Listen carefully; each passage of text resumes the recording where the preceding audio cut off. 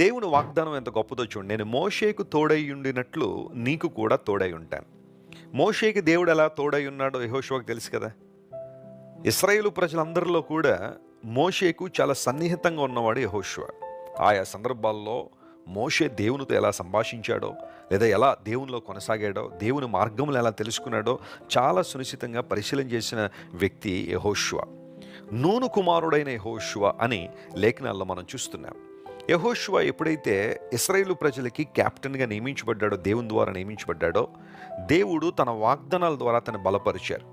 కారణం ఏంటి అంటే, అప్పటి వరకు ఇశ్రాయేలు ప్రజలను కనాను దేశం వైపుగా నడిపించిన మోషే యోర్దాను ప్రాంతంలోని పిస్గా అనే ఆ కొండ దగ్గర, మౌంట్ నెబో అంటాం కదా, అక్కడ తన ప్రాణాన్ని వదిలేశాడు. అక్కడే మోషే చనిపోయాడు, మృతునొందాడు. అయితే మోషే చనిపోయిన తర్వాత దేవుని ప్రణాళికలు ఆగిపోలేదు. దేవుని ప్రణాళికలను దేవుడు తను ఏర్పరచుకున్న వ్యక్తుల ద్వారా కొనసాగింప చేస్తుంటాడు.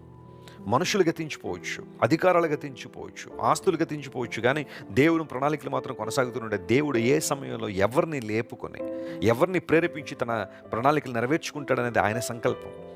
యెహోషువను దేవుడు ఏర్పాటు చేసుకున్నాడు.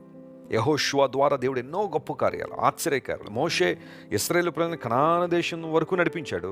యెహోషువ కనానులోనికి దేవుని ప్రజలను నడిపించి ఆ ప్రాంతాలన్నీ కూడా స్వాధీనపరచుకోవడానికి అనేక మందికి సహాయపడ్డాడు. దేవుని బిడ్డలారా, ఆ ప్రక్రియలో దేవుడు యెహోషువతో మాట్లాడుతూ, నీవు బ్రతికే దినములన్నింటిలో ఏ మనుష్యుడు నీ ఎదుట నిలవలేడు అన్నాడు. దేవుడు యెహోషువను అభిషేకించాడు, తన శక్తిని ఇచ్చాడు. శత్రువులు ఎప్పుడు కూడా నీ ముందు నిలవలేరు. అలాంటి శక్తిని నీకు ఇస్తున్నాను, అలాంటి ఆధిక్యత నీకు ఇస్తున్నాను.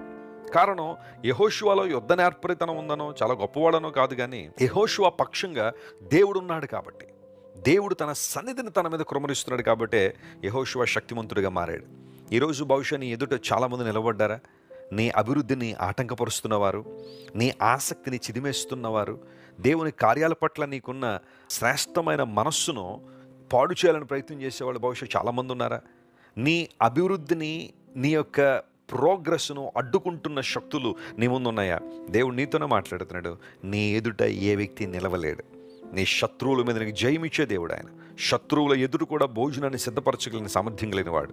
నీకు విరోధంగా రూపించబడిన ఏ ఆయుధము వర్ధిల్లదు అని వాగ్దానం చేసిన దేవుడు నీ అభివృద్ధిని, నీ విశ్వాసంలో నీ యాత్రను, దేవుని పక్షాన నీకున్న ఆసక్తిని త్రుంచివేయాలని ఆశించే ప్రతి శత్రువు పన్నాగాన్ని దేవుడు రద్దుపరిచి నీకు గొప్ప విజయాన్ని దేవుడు దయచేయాలని కోరుతున్నాడు ఆయన. Praise the lord.